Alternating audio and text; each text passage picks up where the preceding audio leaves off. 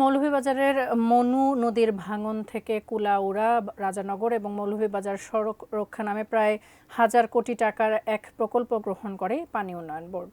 ২০২৩ সালের জুনে ঠিকাদারি প্রতিষ্ঠানের কাছে সবার কথা থাকলেও এখনও কাজ চলমান। বিস্তারিত জানতে যুক্ত হচ্ছে মৌলভীবাজার প্রতিনিধি মহসিন পারভেজের সঙ্গে। মহসিন, কি অবস্থা, কি বিস্তারিত জানাবেন আমাদের? ঠিক কি কারণে এই ঠিকাদারি কাজ এখন পর্যন্ত শেষ হয়নি? কর্তৃপক্ষের তদারকি লক্ষ্য করছেন কিনা? তাপসী, আপনি যেমনটি বলছিলেন, মৌলভীবাজারের নদী বন্যার সমস্যা সমাধানের জন্য সরকার ২০২৩ সালে ১,০০০ কোটি টাকা প্রকল্প গ্রহণ করে। ১৯৮৪ সালে বন্যায় মৌলভীবাজারে কোটি কোটি টাকার ক্ষতি ও অনেক প্রাণহানি ঘটে। মনু নদীর সংরক্ষা বাঁধ সহ মনু নদীর উৎপত্তি থেকে মনু বাঁধ পর্যন্ত নির্মাণ কাজ করার জন্য একনাকে অনুমোদন পায় মৌলভীবাজারবাসীর বহুদিন আশা আকাঙ্ক্ষার প্রতিফলন ঘটে।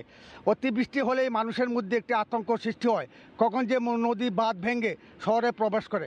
গত মার্চের প্রথম সপ্তাহে থেকে বাঁধ নির্মাণের কাজ শুরু হলেও ধীরগতিতে কাজ চলছে।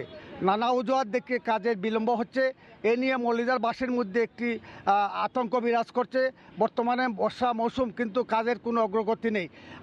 আপনার মাধ্যমে জানিয়ে দিতে চাই, মৌলভীবাজারে ১,০০০ কোটি টাকার যে প্রকল্পটা ছিল এখন প্রায় বেহেস্তে চলে যাচ্ছে।